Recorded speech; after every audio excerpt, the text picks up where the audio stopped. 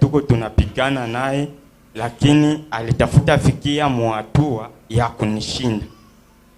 Mi sijue bilikuwa aesani, nguvu ziliniishia. Nikaona papa na chomoka, akanipatia chupa ya mai. Ase, kamata hii mai na umwangie kukichwa yako, utamshinda ule adui yako. Pale pale sana nilimwangia ile mai kukichwa, akakuwa mtu mzima na akakuwa mweusi. Kasema, mbona kwa mademo hii? Mungu anabize Delia, nitie nguvu. Mzee akaniambia, mulisikio, kunywa kwa ile mai. Nikakunywa kwa ile mai. Apre mkukunywa mai, ingine akaniambia mumwangie kwayo. Nikamumwangia kwayo, akaikwepa, ikamwangika chini, haikumfika hako.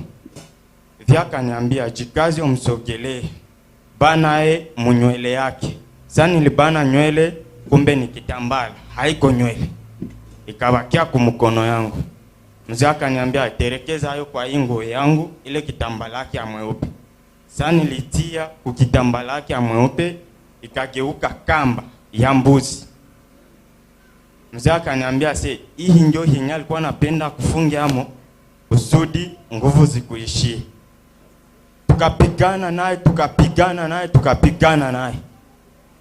Mzee akakuwa kuya, akantia mafuta hapa kuzuri. Pale atafea hata kushinda tena. Pale mkulingitana naye akaanguka chini, akazimia. Apre pale nikajikutana na mimi udhaifu, mimi sina tena nguvu. Pale kumbe kuna kucha. Ndio jana jeudi sasa. Kumbe ishakuwa asubuhi. Nikalamuka. Pale nikalamuka, nikaomba, nikasema, Mungu asante kunipatia nguvu ya kushinda adui wa maisha yangu. Nikasikia nimshukuru Mungu sana kwa hiyo. Kitu cha pili, ndashukuru ako Mungu. Nashukuru Mungu kwa kuwa watu wa familia yangu ambao hawakukuwa wananisemisha, leo wanakuwa marafiki kupitia Mungu wa Nabii Zede Elia. Nilitokaka nikalaga kwetu, mi naenda kumafungo ya siku 3. Nilikamataka ile kipindi, nilikamataka dimanche na 18h juste. Nikaingilia kipindi. Saa ilienea mardi 18h juste.